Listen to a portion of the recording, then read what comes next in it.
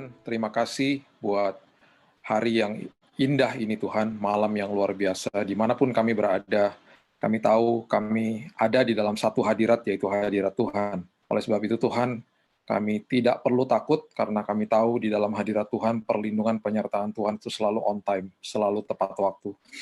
Kami percaya Tuhan, Roh Kudus sendiri yang akan berbicara kepada kami, dan bukan sekedar Engkau terus berbicara Tuhan, tapi kami mau melakukan firman Tuhan, tinggal di dalamnya, mengerti dan menghargai Tuhan.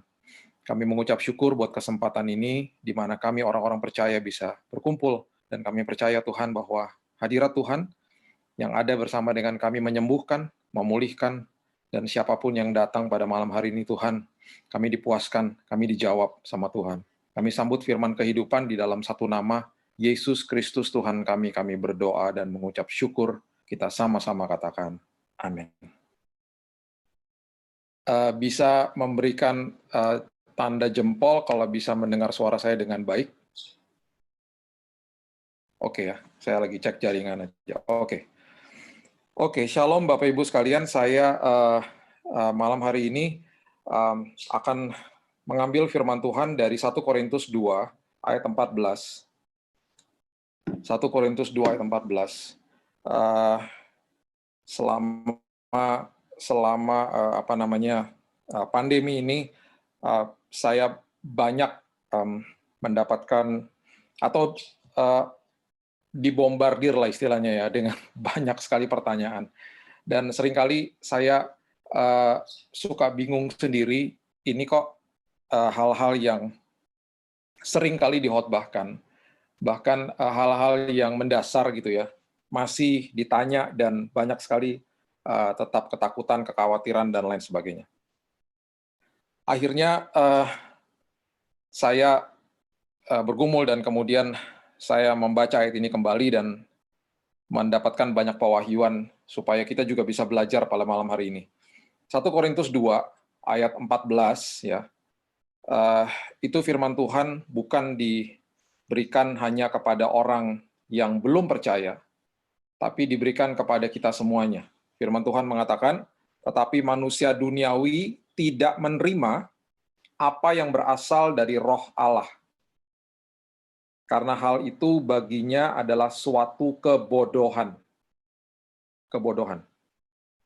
Dan ia tidak dapat memahaminya, sebab hal itu hanya dapat dinilai secara rohani. Jadi kalau kita bicara soal firman Tuhan, kita selalu berpikir, dan kalau kita misalnya dipertanyakan atau dicemooh atau dicibir sama orang-orang yang bukan orang percaya, ya jelas ayat ini menggambarkan hal-hal seperti itu. Itu jelas.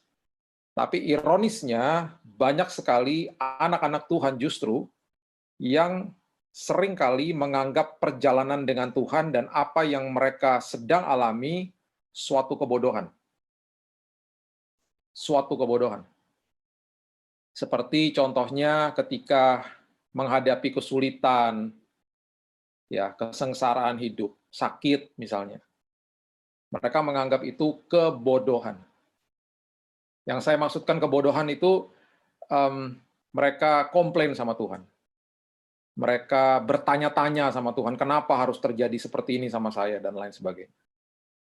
Dan akhirnya hal-hal seperti ini yang sama sekali akhirnya ketika mereka melewati hari-hari sulit, mereka tidak mengambil sesuatu pewahyuan dari dalamnya, tetapi menjadi sesuatu yang beban bagi kehidupan mereka masing-masing. Kenapa seperti itu? Karena begini, Bapak Ibu. Dasar daripada pengertian firman Tuhan itu begini. Setiap kali kita mengerti sesuatu, seperti yang ayat ini katakan, kita menerima, kemudian kita mengerti atau memahami sesuatu, maka dikatakan hal itu hanya dapat dinilai secara rohani. Kalau kita memahami firman Tuhan, kita akan bisa menilai, dan nilainya itu dari roh ya, secara rohani. Dan kata menilai ini berarti kata ini menggambarkan sesuatu itu sangat berharga. Jadi kesimpulannya gini, Kalau saya mengerti, kalau saya memahami, maka sesuatu itu menjadi sesuatu yang berharga bagi saya. Oke, pelan-pelan ya. Saya jelaskan pelan-pelan. Ini saya berdoa, bahasa saya sederhana supaya kita ngerti. Saya ambil contoh gini. Kita ini punya hobi lah, ya. Semua kita punya hobi. Saya juga punya hobi. Karena saya ini laki-laki, hobi saya nih dari dulu suka lihat pesawat. Bahkan saya punya 300 pesawat terbang. Mainan, jangan kaget ya, mainan. Dipikir ini hamba Tuhan kaya sekali punya pesawat sampai 300. Nah, saya ini kolektor, kalau disebutnya itu dibilangnya die-cast. Die-cast itu adalah pesawat yang dibuat dari besi dan sangat detail. Ya, saya beri contoh. Saya taruh di meja saya nih. Ya, mudah-mudahan bisa lihat. Ini adalah Garuda yang terbaru. Kalau lihat moncongnya ada maskernya. Ya, di badannya ada tulisannya, "Ayo pakai masker." Ini Bapak Ibu bisa lihat di bandara ini ada pesawat ini, sampai-sampai secara detail bisa diperlihatkan di sini, ada nomor PKGHG di belakangnya. Dan ini pesawat betul-betul ada, dan kalau Bapak Ibu melihat pesawat yang PKGHG ini, nomor seri registrasi ini, Bapak Ibu melihat die-cast ini atau mainan ini persis dibuatnya seperti aslinya. Makanya ini sesuatu yang kalau kita ngerti, ini jadi sesuatu yang berharga. Bagi siapa? Bagi yang ngerti. Bagi siapa? Bagi saya misalnya. Nah, Bapak Ibu yang lihat mainan ini, kalau tidak memahami koleksi pesawat ini, dalam hati mungkin berpikir, ngapain sih punya-punya gituan? Nah, itu yang saya katakan dalam tanda kutip kebodohan. Sama seperti saya, kalau Bapak Ibu ajak saya ke galeri lukisan. Pernah ada seorang yang menunjukkan kepada saya sebuah lukisan yang harganya 1 M. Cuman coret-coretan doang, bagi saya ya, bagi saya di mata saya itu cuman coret-coretan aja, abstrak soalnya. Bagi saya, karena saya tidak memahaminya, itu merupakan suatu dalam tanda kutip ya, kebodohan bagi saya. Kok ada sih lukisan cuman coret-coretan aja harganya 1 M gitu. Kemudian dijelaskan sama dia, ini Pak, yang buat ini soalnya orangnya namanya ini, karyanya tuh begini, buatnya tuh nggak gampang Pak, berhari-hari. Kemudian inspirasinya begini, kalau Bapak lihat secara dalam itu menggambarkan ini. Saya lihat secara dalam juga saya nggak ngerti juga, makin bingung saya. Cuman coret-coretan aja gitu. Nah, karena apa? Saya tidak memahami lukisan. Demikian juga ayat ini mengatakan kalau kita tidak memahami kebenaran, bagi kita itu suatu kebodohan. Ini yang saya mau sampaikan supaya kita ini makin serius untuk hidup setiap hari disaturasi sama firman.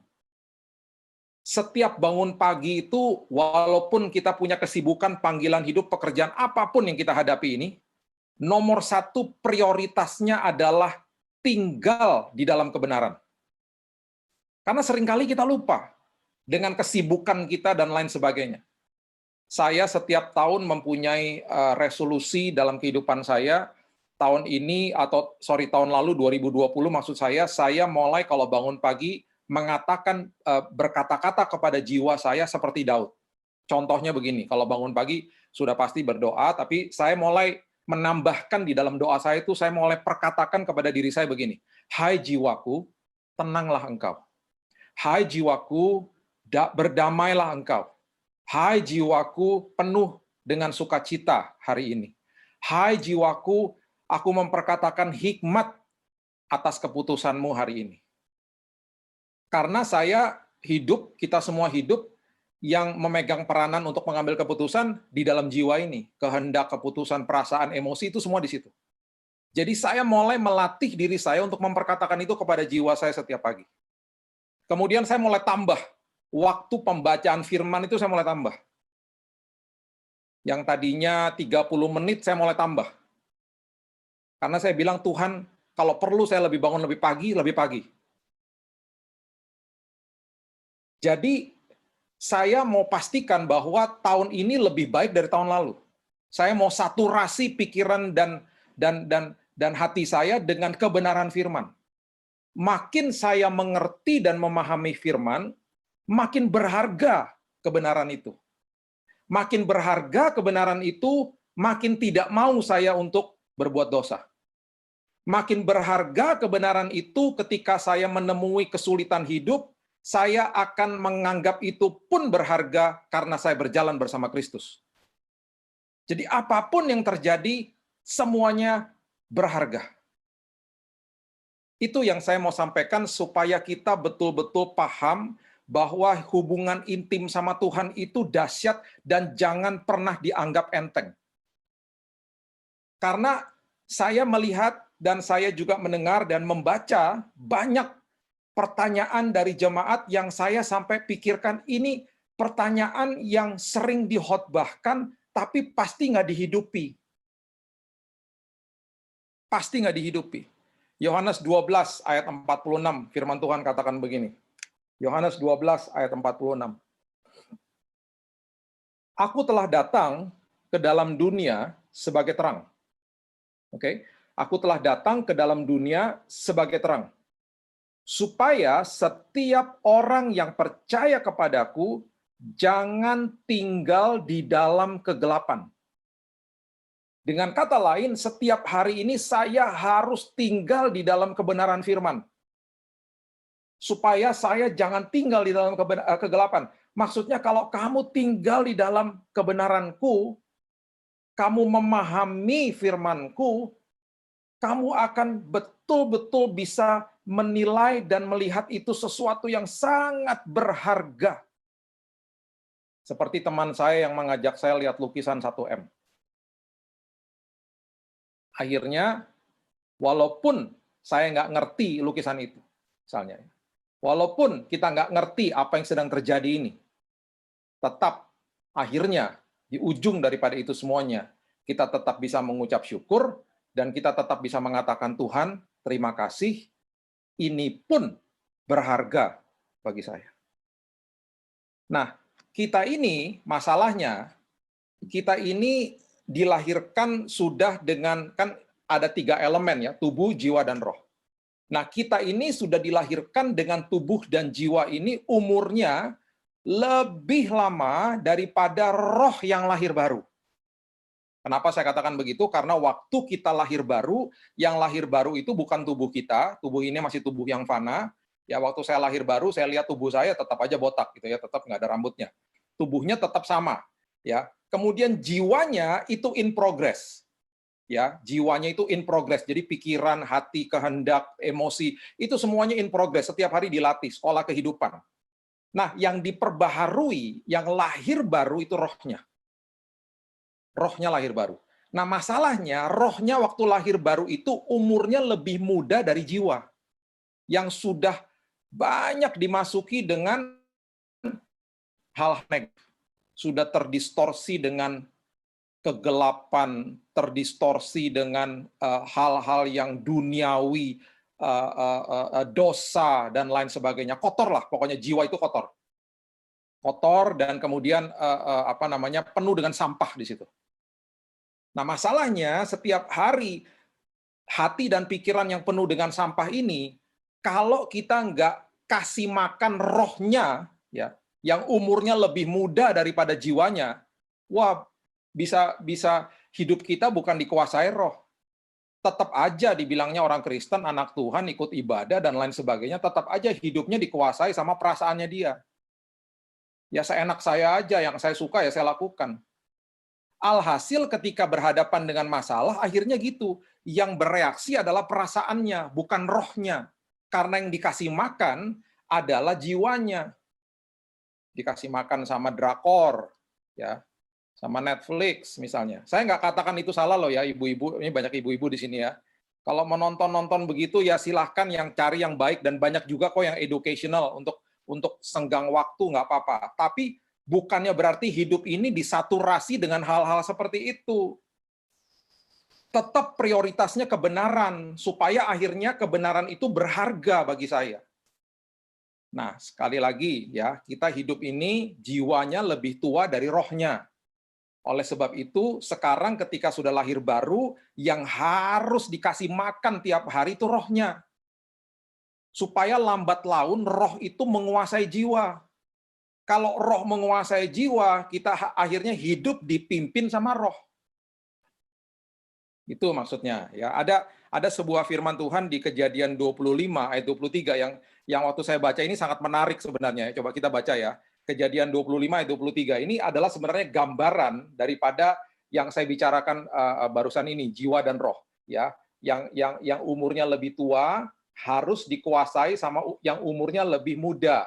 Jadi jiwa yang umurnya lebih tua ini harus dikuasai sama roh yang umurnya lebih muda karena baru lahir baru kan. Jadi apa? Itu rohnya terus harus dikasih makan yang saya katakan tadi.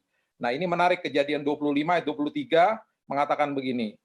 Ya, ini adalah firman Tuhan kepada Ribka, istrinya Ishak, yang mandul dan akhirnya menerima mujizat Tuhan untuk mengandung karena didoakan sama Ishak suaminya, ya. Firman Tuhan kepadanya, dua bangsa ada dalam kandunganmu dan dua suku bangsa akan berpencar dari dalam rahimmu, suku bangsa yang satu akan lebih kuat dari yang lain, dan anak yang tua akan menjadi hamba kepada anak yang muda. Anak yang tua akan menjadi hamba kepada anak yang muda. Dan akhirnya tersirat di dalam Alkitab kita banyak sekali kejadian-kejadian seperti itu. Contoh, ya, Ishak yang lebih muda menguasai Ismail, kakaknya. Yakub yang lebih muda menguasai Esau, kakaknya. Ya, Rahel dan Lea juga begitu, ya. Anak yang terhilang juga begitu. Yang bungsu udah pulang, kakaknya masih terhilang walaupun tinggal bersama dengan bapaknya. Nggak ngerti bahwa dia punya akses kepada bapaknya. Yusuf dan kakak-kakaknya juga gitu. Akhirnya Yusuf yang menguasai, si bungsu menguasai yang lebih tua. Daud dan kakak-kakaknya juga gitu. Ini adalah gambaran sebenarnya, karena banyak sekali metafor dari perjanjian lama ini yang menggambarkan kehidupan yang dibahas di perjanjian baru. Jadi, roh kita yang masih muda ini harus dikasih makan supaya si bungsu ini menguasai si sulung, yaitu apa? Jiwa kita ini. Supaya kalau kita makin memahami, kebenaran itu berharga sekali bagi kita. Saya kasih contoh. Sekarang aplikasinya, itu doktrinnya dulu ya, doktrinnya sekarang aplikatifnya begini. Salah satu contoh aja, ini banyak sekali sebenarnya contohnya, saya berikan beberapa saja. Ya, beberapa bulan yang lalu ada seorang pasangan yang mengontak kami karena mereka ingin dikonseling sebelum menikah, gitu ya. Dan mereka teman kami dan kami kenal, dan kemudian waktu mereka kontak saya bilang, sorry saya tuh nggak terima tamu sebenarnya di rumah karena masih pandemi gitu ya. Jadi mereka katakan gini deh, Kak, boleh nggak kalau kami antigen real time, kemudian nanti kami tunggu hasilnya di mobil, kami nggak kemana-mana, dapat hasilnya di email, kami langsung forward ke kakak, ke WhatsApp, kalau negatif kami bisa datang dan protokol kesehatan tetap dilakukan. Akhirnya mereka negatif, mereka datang ke rumah, tetap kami berjarak dan pakai masker, mereka ngobrol sama kami 3 jam. Karena mereka sudah mau menikah. Pertanyaan mendasar yang saya tanya tuh gini, dasar daripada hubungan kalian tuh apa? Kalau kamu anak Tuhan, kamu udah belajar tentang hubungan, apa dasarnya? Mereka katakan kasih, kasih. Oke, betul. Terus saya tanya gini lagi sama mereka, oke, sekarang kamu katakan kasih kan? Sekarang kasih itu apa? Di situ mentok, Bapak Ibu, nggak bisa jawab. Nggak bisa jawab. Jadi akhirnya saya mulai jelaskan gini ya, dasar daripada hubungan itu kasih, itu baru awalnya. Sebenarnya dasar daripada hubungan itu adalah pengetahuan akan kasih, bukan kasihnya. Bagaimana kamu bisa menjalankan, aplikasikan kasih itu. Contoh, 1 Korintus 13 ayat 4-7 ya. Itu kan definisi daripada kasih. Di situ semuanya nggak ada yang perasaan, Bapak Ibu. Itu semuanya adalah keputusan. Saya sudah bahas itu berkali-kali. Contoh misalnya, yang pertama disebutkan kasih itu sabar. Ya. Lawan daripada sabar itu adalah tidak sabar. Tidak sabar itu perasaan. Mau merasakan sesuatu tuh lebih gampang daripada memutuskan sesuatu. Gampang. Coba kita ngantri aja. Beberapa menit, nggak usah lama-lama. Pasti udah mulai nggak sabar. Karena apa? Perasaan. Itu yang saya katakan. Jiwa ini udah tua umurnya. Jiwa ini sudah dilatih untuk tidak sabar, tidak murah hati, cepat marah, mementingkan diri sendiri. Itu jiwa yang sudah penuh dengan sampah dunia. Nah, kalau kita mau supaya hidup ini makin maju di dalam Tuhan, karakter kita makin dibentuk, kita harus ngerti hal-hal kayak gini. Misalnya, saya ini nggak sabar, berarti apa? Saya harus mengambil keputusan untuk sabar. Makanya dikatakan kasih itu sabar. Nah, sabar itu bukan perasaan, Bapak Ibu. Sabar itu adalah keputusan. Nggak ada orang bangun-bangun pagi, aduh rasa-rasa sabar nih, nggak ada. Sabar itu keputusan. Tidak sabar itu perasaan. Lebih gampang yang mana untuk kita alami? Ya perasaan lah. Nah, kalau hidup ini cuma dibawa sama perasaan, wah repot. Nggak bisa. Hidup ini nggak bisa dipimpin sama perasaan. Hidup ini harus dipimpin sama roh, berarti rohnya harus dikasih makan. Si bungsu ini harus dikasih makan. Supaya si bungsu ini menguasai yang sulung. Menguasai yang lebih tua. Jiwa itu. Kita bahas, akhirnya saya juga katakan kepada mereka, jatuh cinta itu perasaan loh. Kasih itu keputusan. Jatuh cinta, kamu menikah berapa tahun bisa hilang perasaannya. Tapi kasih adalah keputusan. Perasaan jatuh cinta bisa hilang, kalau kamu tetap punya kasih, kamu mengambil keputusan untuk mengasihi, jatuh cintanya balik lagi. Gitu loh. Terus kemudian kita mulai belajar lagi. Saya mulai katakan begini, saya baru upload di YouTube saya hari ini pelajaran singkat aja, 7 menit tentang bagaimana kita mengasihi bukan menuntut. Contoh simpel sederhana. Banyak orang mengatakan, kamu harus jadi orang yang tepat dong bagi saya. Saya mau mencari orang yang tepat kalau saya nanti menikah. Nggak ada, itu mitos. Nggak ada. Nggak ada orang yang bisa menjadi orang yang tepat bagi saya. Terus kemudian memenuhi semua harapan dan keinginan saya dari A sampai Z. Nggak ada. Jadi kuncinya gimana? Kuncinya adalah saya harus jadi orang yang tepat bagi dia. Saya harus mempersiapkan diri saya kalau saya masih jomblo, supaya saya nanti menemui calon pasangan saya harus jadi orang yang tepat bagi dia. Jangan tuntut orang lain.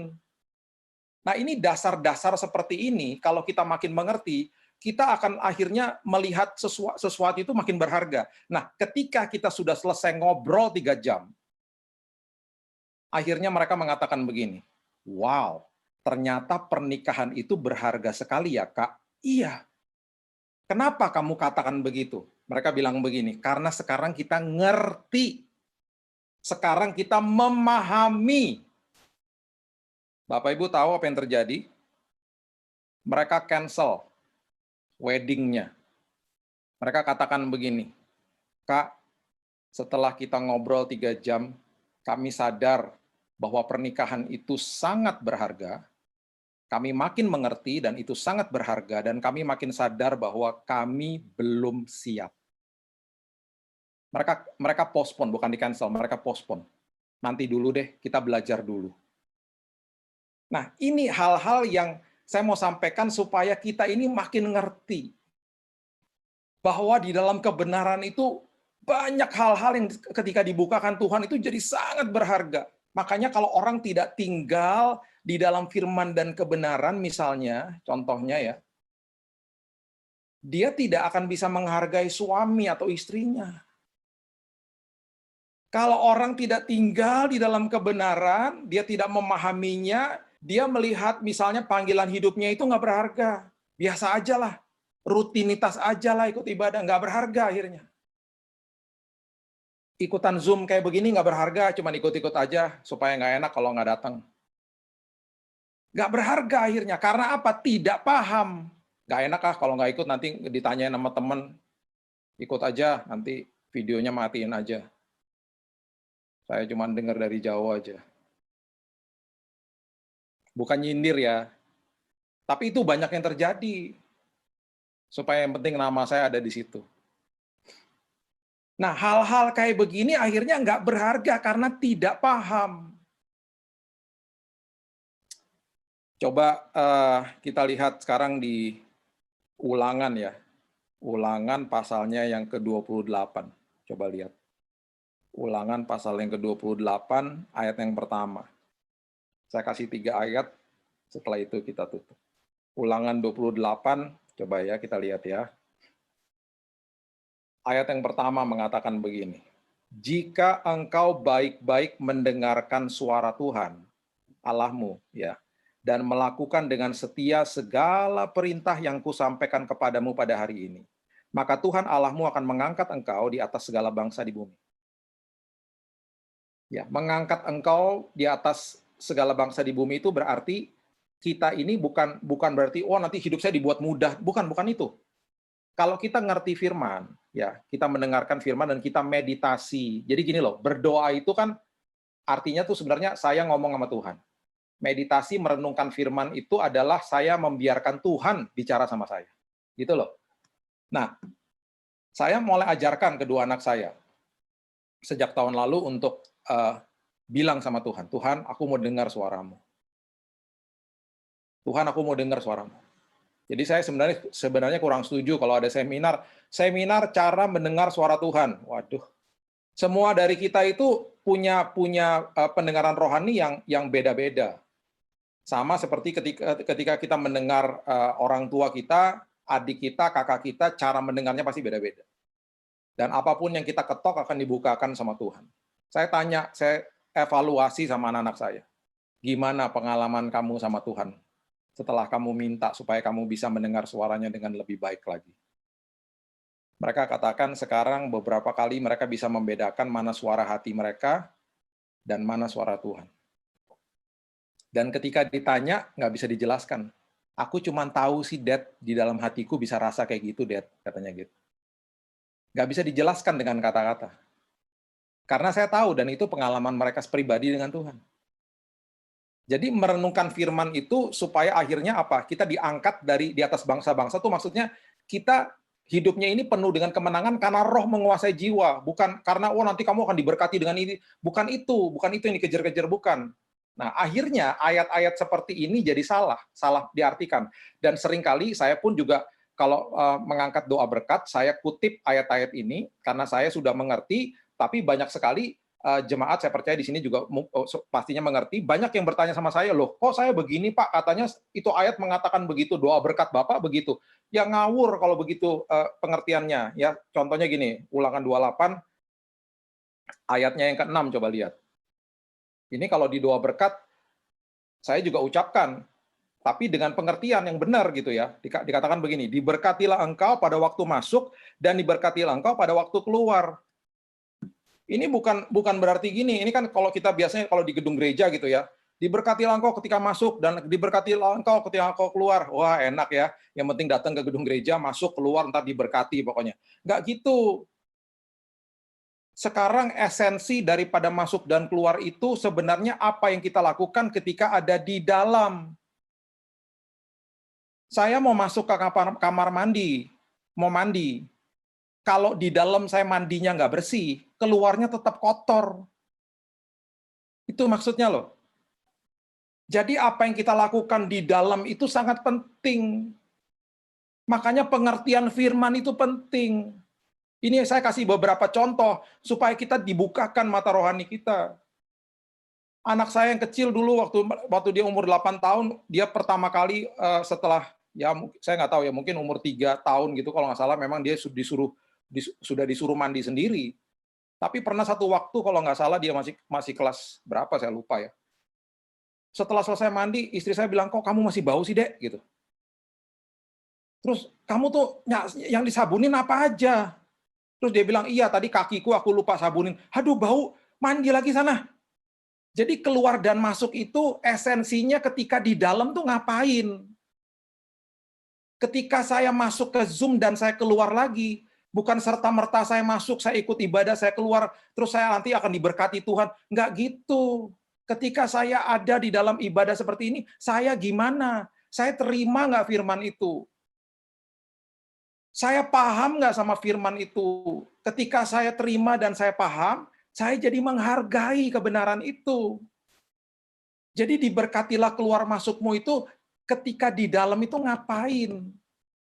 Ketika saya masuk ke dalam masalah, saya ngapain di dalam masalah itu?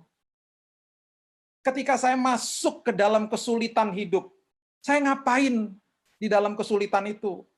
Apakah saya mencibir Tuhan? Apakah saya tidak mengucap syukur? Tapi orang-orang yang mengerti firman, bayangkan kesukaran hidup pun akhirnya berharga. Bahkan sampai Paulus katakan, ini adalah kesempatan bagi saya untuk belajar tekun. Makanya aku bermegah di depan kesengsaraan, Paulus katakan. Karena bahasa aslinya mengatakan, ini kesempatan loh bagi aku untuk aku belajar tekun. Kalau aku belajar tekun, nanti akan timbul tahan uji. Ketika tahan uji timbul, timbullah pengharapan di dalam Kristus yang tidak pernah mengecewakan. Jadi ketika aku masuk ke dalam kesengsaraan, itu juga berharga. Dahsyat akhirnya. Jadi waktu saya masuk ke dalam sebuah masalah, itu pun berharga. Itu yang menentukan nanti kalau saya keluar dari masalah, saya jadi orang seperti apa. Itu maksudnya. Jadi jangan serta-merta ayat itu dimutilasi, diberkatilah keluar masukmu. Wah, gampang ya, enaknya yang penting ikut ibadah deh. Nanti keluar masuk pasti diberkati Tuhan. Enggak gitu. Di dalamnya ngapain? Ulangan 28 ayat yang ke-13. Ini juga saya juga utarakan di doa berkat saya. Jadi nanti kalau kalau kalau sampai ada doa berkat siapapun lah ya, yang mengucapkan ayat-ayat ini, saya percaya Bapak Ibu sudah mengerti, memahami, dan akhirnya menghargai. Ya, Ulangan 28 ayat 13 katakan begini, Tuhan akan mengangkat engkau menjadi kepala dan bukan menjadi ekor. Engkau akan tetap naik, bukan turun. Apabila engkau mendengarkan perintah Tuhan Allahmu yang kusampaikan pada hari ini, kau lakukan dengan setia. Oh, terima kasih Tuhan, aku akan terus naik dan tidak turun. Bapak Ibu, naik itu nggak enak. Naik itu nggak enak, betul-betul nggak enak.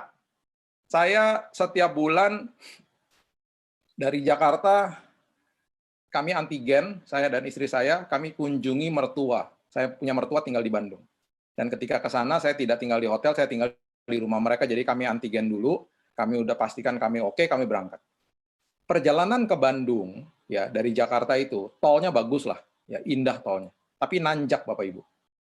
Dan kalau nanjak itu gigi satu dan nggak enak. Di depan saya banyak truk, semuanya pada lambat, karena semuanya ketika naik itu udah di gigi satu, ya terus nanjaknya juga susah, nggak enak. Naik itu nggak enak. Nah, ketika kita lagi naik, ketika saya lihat di kanan saya, itu mobil-mobil lagi turun. Kelihatannya enak nggak? Wah, enak. Meluncur kenceng, wush, wush, gitu. Wah, enak banget kelihatannya. Makanya di Mazmur pemimpin biduan yang namanya Asaf, dia mengatakan begini, Tuhan kenapa engkau memberikan kemujuran bagi orang-orang fasik? Itu kalau kita lagi dibawa naik sama Tuhan, terus kita lihat orang-orang fasik yang jalannya lagi turun ke bawah, kita pikir mereka diberkati Tuhan. Kok hidupnya enak banget ya Tuhan? Padahal mereka lagi turun loh Bapak Ibu. Nanti ya kalau kita udah sampai di puncak, Tuhan udah bawa kita ke atas. Yang udah di bawah itu pada teriak-teriak minta tolong sama yang di atas. Makanya kalau dibawa, dibilang akan terus naik dan tidak turun, itu bukannya berarti kita hanya duduk-duduk aja terus kita dibawa-bawa naik sama Tuhan. Enggak gitu. Masalah tetap ada, tapi masalah itu justru yang membuat kita naik. Akhirnya perkara-perkara yang menyakitkan bagi saya pun itu berharga. Mutiara itu dibentuk dari si kerang itu kesakitan di dalamnya. Karena kena pasir. Ada sebuah lapisan namanya nakre kalau nggak salah, dikeluarkan sama tubuhnya untuk dilapisi itu pasir-pasir itu. Lambat laun terbentuklah mutiara yang indah. Saya tahu kita pasti melewati hari-hari sulit, sakit hati misalnya, terluka. Tapi saya mau pastikan dengan firman pada malam hari ini, itu pun berharga. Itu pun kesempatan bagi kita untuk mempunyai karakter yang diubahkan sama Tuhan. Terbentuk mutiara-mutiara indah dalam hidup ini. Karena mengerti bahwa walaupun saya sedang gak enak Tuhan rasanya, terganggu Tuhan, terusik Tuhan. Itu pun berharga. Kesengsaraan adalah kesempatan bagi saya untuk belajar tekun, supaya saya makin tahan uji, dan saya memiliki pengharapan di dalam Kristus yang tidak pernah mengecewakan. Inilah doa saya. Saya percaya Bapak Ibu terus jangan kendor, lihat firman Tuhan, tinggal di dalam firman Tuhan. Dan makin kita paham, segala sesuatunya jadi berharga kalau kita berjalan bersama Kristus. Walaupun hari-hari sulit, itu pun berharga. Karena ada sesuatu yang Tuhan sedang lakukan. Itulah sekolah kehidupan bagi kita. Mari kita berdoa. Tuhan, terima kasih. Mengucap syukur buat malam yang indah ini. Terima kasih Tuhan buat kebenaran firman Tuhan. Ampuni kami Tuhan kalau kami tidak paham. Tolong kami supaya kami paham malam hari ini. Karena perjalanan bersama dengan Engkau itu indah Tuhan. Perjalanan bersama dengan Engkau tidak pernah menjanjikan mulus-mulus aja. Tapi justru itu sesuatu yang bernilai. Karena kami paham. Kami mau dibuat paham. Kami mau tinggal di dalam Tuhan. Supaya kami bisa menceritakan tentang Tuhan. Kami paham tentang Tuhan. Perjalanan kami berharga Tuhan.